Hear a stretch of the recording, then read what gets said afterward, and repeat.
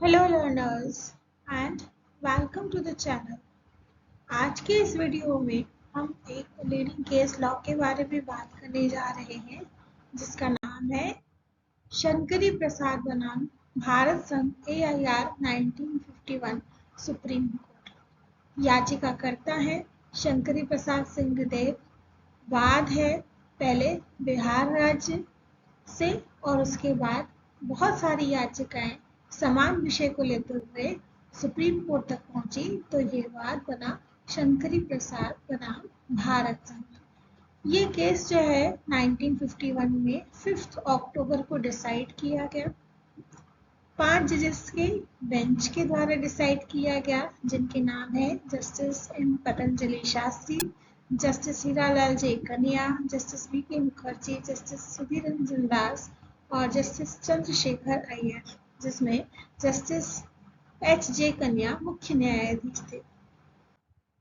शंकरी प्रसाद सिंहदेव बनाम भारत संघ का मामला 1951 का जो ये केस लॉ है ये भूमि सुधार से संबंधित है। 1947 में आजादी के बाद भारत सरकार ने जब भूमि सुधार शुरू किया, जमींदारी उन्मूलन के लिए बड़े बड़े प्रयोग किए गए।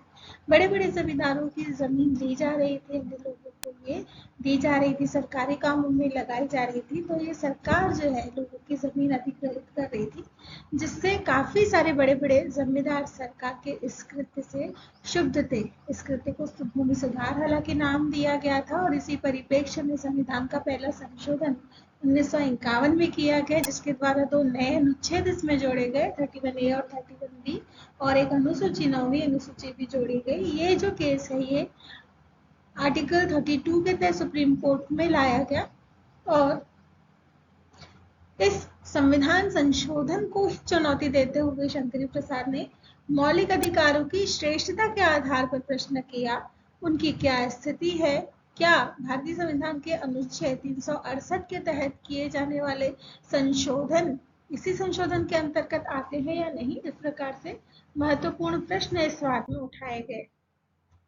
अगर प्रमुख बिंदु इस केस के जो है इसकी बात की जाए तो इसके अंतर्गत जो शंकरी प्रसाद थे, जो जमींदार थे और जो अपनी भूमि के सरकार के द्वारा अधिग्रहित किए जाने से विक्षुब्ध थे, उन्होंने काफी सारे आधार लिए इस केस को फाइल करने के लिए। सबसे पहला प्रश्न उनका ये था कि क्या संविधान का पहला संशोधन अधिनियम 1951 का संवैधानिक है या नहीं। ये जो 2 अनुच्छेद जोड़े गए हैं इनकी वैधता के बारे में प्रश्न उठाया गया।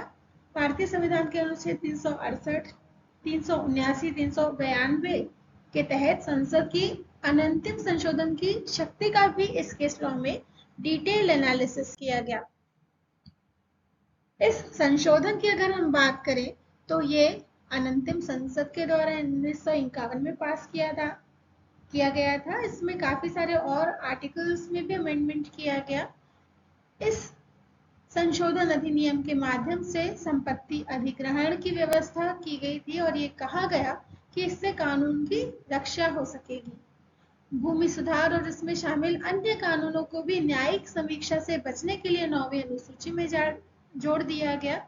और ये जो 2 आर्टिकल्स इस अमेंडमेंट एक्ट के थ्रू भारतीय संविधान में जोड़े गए थे, इनके प्रावधानों की अगर हम बात करें तो आर्टिकल 31A के माध्यम से राज्य को संपत्ति अधिग्रहित करने, सार्वजनिक हित में किसी भी संपत्ति या निगम के प्रबंधन के संबंध में राज्य को अधिकार दे दिए गए था, जिसका उद्देश्य इन अधिग्रहणों को अनुच्छेद 14 और अनुच्छेद 19 के तहत न्यायिक समीक्षा से छूट देना था ताकि कोई भी इसके तहत क्वेश्चन न कर सके। दूसरा ये कि आर्टिकल 31B जो है 31A की जो व्यापकता है इस पर प्रभाव डाले बिना ही कुछ नियमों और विनियमों की वैधता पर प्रभाव डाले बिना 9वीं अनुसूची में जो विषय है इन्हें न्यायिक समीक्षा से बाहर करता था। इस वाद के तथ्यों की अगर हम बात करें तो बिहार के जमींदार थे शंकरी प्रसाद। इनके पास काफी सारा लैंड था जो कि इस अमेंडमेंट एक्ट, इंडियन कॉन्स्टिट्यूशन के अमेंडमेंट एक्ट 1951 के प्रावधानों के तहत सरकार के द्वारा इनकी भूमि को लिया जा रहा था, इससे वे क्षुब्ध हो गए थे। उन्होंने पटना हाई कोर्ट में केस फाइल किया आर्टिकल 226 के तहत और कहा, इस संविधान संशोधन को ही चुनौती दी और ये कहा कि ये असंवैधानिक है। उनके द्वारा आधार लिया गया था अनुच्छेद 13 का, जिसके तहत कोई भी ऐसी विधि जो भारत सरकार के द्वारा बनाई गई हो जिससे किसी व्यक्ति के अधिकारों का हनन होता हो तो उसे असंवैधानिक घोषित किया जा सकता है। यह आधार लिया उन्होंने अपने वाद में। इन तथ्यों के आधार पर जब पटना हाई कोर्ट ने एनालिसिस किया तो ये पाया कि वादी की जो बातें हैं, जो तथ्य हैं, ये बिल्कुल सही है। उन्होंने सहमति जताई और ये माना कि पहला संविधान संशोधन असंवैधानिक है। किंतु ये एक ऐसा समय था जब भूमि सुधार से संबंधित मामलों की एक तरह से बाढ़ सी आ गई थी। अलग अलग हाई कोर्ट्स अलग अलग जजमेंट्स पास कर रहे थे। चंडीगढ़ और इलाहाबाद हाई कोर्ट ने इसे संवैधानिक बताया था। तो ये एक विषय था जो कि उस समय उफान पर था, बहुत ही इंपॉर्टेंट मैटर बन चुका था, इसलिए ये मामला सुप्रीम कोर्ट पहुंचा। प्रमुख विवाद्य तथ्यों की अगर बात की जाए तो इसके अंतर्गत कहा गया कि जो ये संशोधन अधिनियम है, संविधान का पहला संशोधन अधिनियम जो 1951 में इंट्रोड्यूस किया गया था, ये भाग 3 में उल्लिखित अधिकारों को छीनता है, कम करता है। अनुच्छेद 13(2) के अंतर्गत संवैधानिक रूप से ये कृत्य निषिद्ध है। इसके अलावा इस संशोधन अधिनियम के माध्यम से जोड़े गए ये दोनों आर्टिकल्स 31A और 31B जो हैं, वो भाग 5 के अध्याय 4 के अनुच्छेद 132 और 136 को संशोधित करते हैं, जिसमें अनुच्छेद 338(2) के अंतर्गत 368(2) के अंतर्गत आधे राज्यों का अनुमोदन भी जरूरी है। इसे प्राप्त ही नहीं किया गया है। इसके परिणाम स्वरूप ये संशोधन असंवैधानिक कहा जाएगा। तीसरा विवाद्य तथ्य इसमें ये कहा गया कि जो ये संशोधन है, ये 7वीं अनुसूची की सूची 2 जो कि राज्य सूची से संबंधित है, जिस पर राज्य की विधायिका को कानून बनाने का अधिकार है, संसद को नहीं, इसलिए असंवैधानिक है। तो मूलभूत प्रश्न की अगर हम बात करें इन विवाद्य तथ्यों के साथ साथ, तो ये था कि क्या अनुच्छेद 13 की उपधारा 2 में कानून में संवैधानिक संशोधन भी आते हैं। माननीय उच्चतम न्यायालय ने इन समस्त विवाद्य तथ्यों पर विश्लेषण किया, व्याख्या की और निर्णय दिया। 5 जजेस की बेंच थी इस केस लॉ में।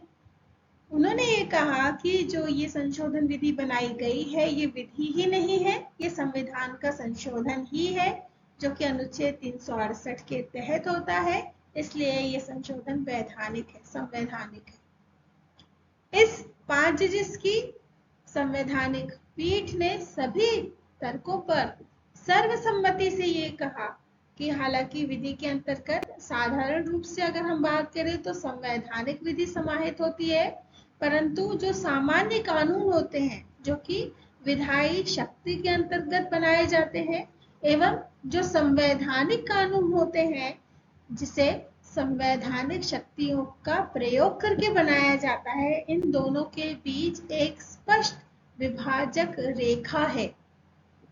साथ ही न्यायाधीश श्री पतंजलि शास्त्री ने उक्त स्थिति को स्पष्ट करते हुए ये कहा कि संविधान निर्माता भाग 3 में उल्लिखित मौलिक अधिकार संबंधी उपबंधों के अमेरिकी मॉडल से प्रभावित थे, इसलिए उन्हें राज्य के कानूनी क्षेत्र से मुक्त रखा, परंतु संवैधानिक संशोधन से वे इन अधिकारों को मुक्त रखना चाहते थे, ऐसी कोई स्पष्ट झलक नहीं मिलती है।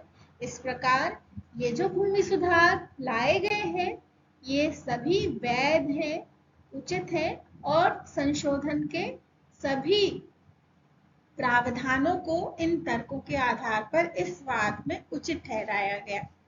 Thank you.